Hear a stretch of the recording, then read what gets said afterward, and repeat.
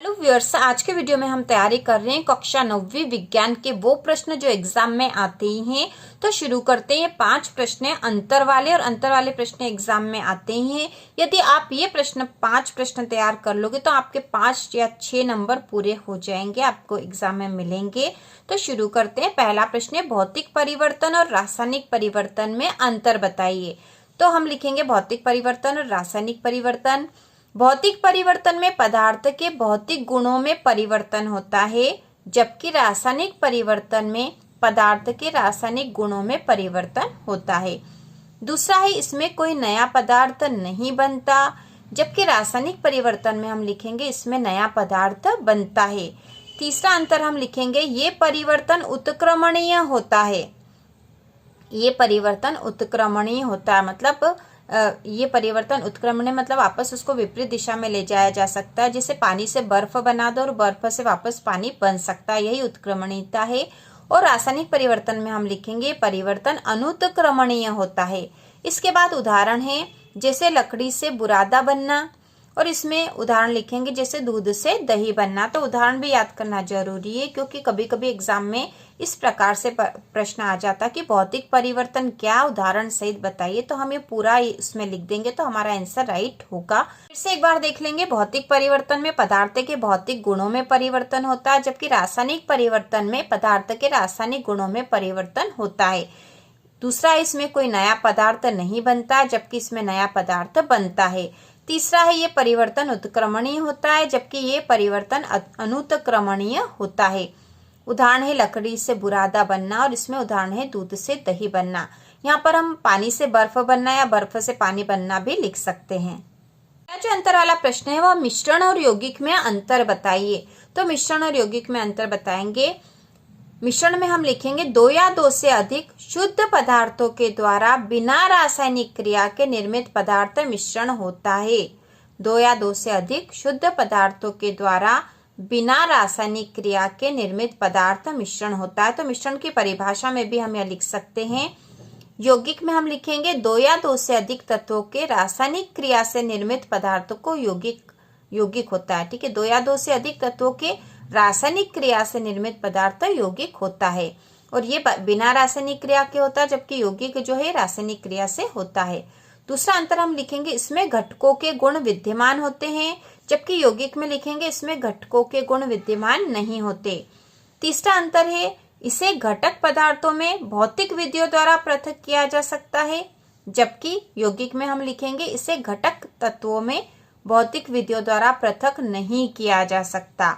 तो बहुत आसान है मिश्रण और यौगिक में अंतर। और जो पहला वाला अंतर लिखा है इनकी परिभाषा ही है। तो इस प्रकार से हमारे 2 प्रश्न तैयार हो जाते हैं। यहाँ पर मिश्रण में है 2 या 2 से अधिक शुद्ध पदार्थों के द्वारा बिना रासायनिक क्रिया के निर्मित पदार्थ मिश्रण होता है, जबकि 2 या 2 से अधिक तत्वों के रासायनिक क्रिया से निर्मित पदार्थ यौगिक होता है। इसमें घटकों के गुण विद्यमान होते हैं, जबकि यौगिक में इसमें घटकों के गुण विद्यमान नहीं होते। तीसरा, इसे घटक पदार्थों में भौतिक विधियों द्वारा पृथक किया जा सकता है, जबकि इसे घटक तत्वों में भौतिक विधियों द्वारा पृथक नहीं किया जा सकता। इसके बाद जो अगला अंतर वाला प्रश्न है वह पादप कोशिका और जंतु कोशिका में अंतर। ठीक है, पादप कोशिका और जंतु कोशिका में अंतर बताइए। तो हम लिखेंगे पादप कोशिका पादपों में पाई जाती है, जबकि जंतु कोशिका जंतुओं में पाई जाती है। इसमें हरित लवक होता है। पादप कोशिका मतलब जो पौधों में पाई जाती है उसमें हरित लवक होता है, जंतु कोशिका इसमें हरित लवक नहीं होता। तीसरा अंतर हम लिखेंगे, इसमें कोशिका भित्ति उपस्थित होती है, जबकि जंतु में हम लिखेंगे इसमें कोशिका भित्ति उपस्थित नहीं होती। चौथा अंतर है, इसमें सेंट्रोसोम नहीं पाया जाता, जबकि जंतु कोशिका में इसमें सेंट्रोसोम पाया जाता है।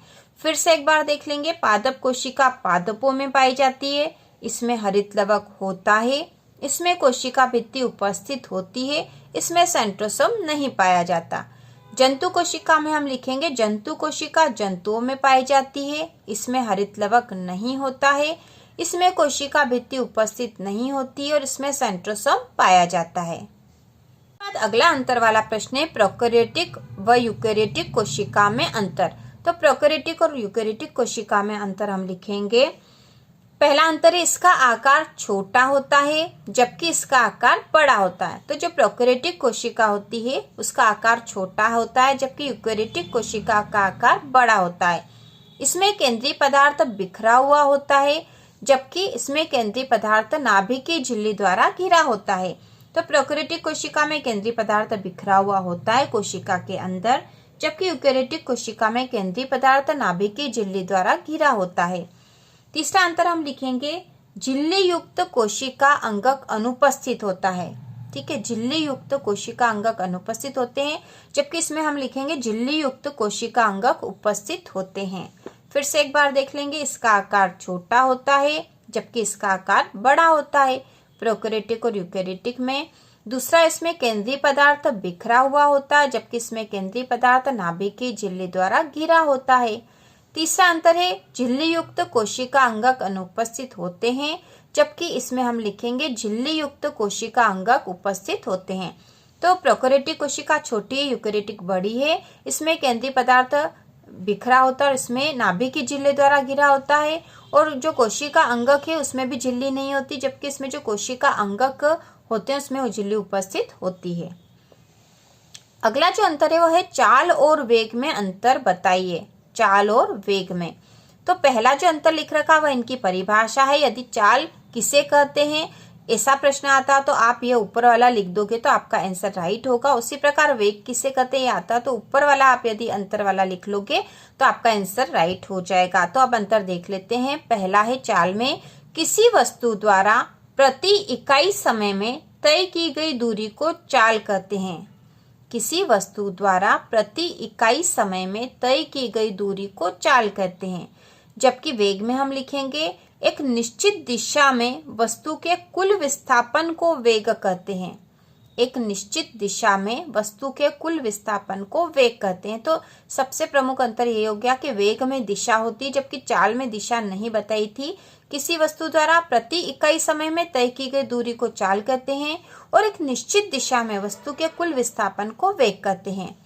चाल एक अदिश राशि है, मतलब इसमें दिशा नहीं होती है, जबकि वेग एक सदिश राशि है। यह प्रश्न वैकल्पिक में भी आ सकता है। चाल एक अदिश राशि है, वेग एक सदिश राशि है। इसके बाद है वस्तु की चाल का परिणाम सदैव धनात्मक होता है। ठीक है, वस्तु की चाल का परिणाम सदैव धनात्मक होता है, जबकि वेग में हम लिखेंगे वेग का परिणाम धनात्मक, ऋणात्मक या शून्य हो सकता है। ठीक है, वेग धनात्मक, ऋणात्मक या शून्य हो सकता है, जबकि चाल सदैव धनात्मक होती है। इसके बाद इसका सूत्र भी हम याद कर लेंगे ताकि हमें एग्जाम में और आसानी हो। चाल बराबर होता दूरी बटा समय, जबकि वेग का सूत्र है वेग बराबर विस्थापन बटा समय। तो बहुत ही आसान है, एक बार फिर से देख लेंगे। किसी वस्तु द्वारा प्रति इकाई समय में तय की गई दूरी को चाल कहते हैं। चाल एक अदिश राशि है। वस्तु की चाल का परिणाम सदैव धनात्मक होता है और सूत्र है चाल बराबर दूरी बटा समय। जबकि वेग में हम लिखेंगे वेग एक निश्चित दिशा में वस्तु के कुल विस्थापन को वेग कहते हैं। वेग एक सदिश राशि है। वेग का परिणाम धनात्मक, ऋणात्मक या शून्य हो सकता है और इसका सूत्र है वेग बराबर विस्थापन बटा समय। तो इस प्रकार से हमने विज्ञान के अंतर वाले प्रश्न कर लिए हैं जो कि हर एग्जाम में आते ही हैं। ये 5 प्रश्न बहुत ही महत्वपूर्ण है और एग्जाम में आएगा ही सही। तो इसी प्रकार के और वीडियो देखने के लिए कक्षा 9वीं की संपूर्ण तैयारी के लिए चैनल को सब्सक्राइब कीजिए।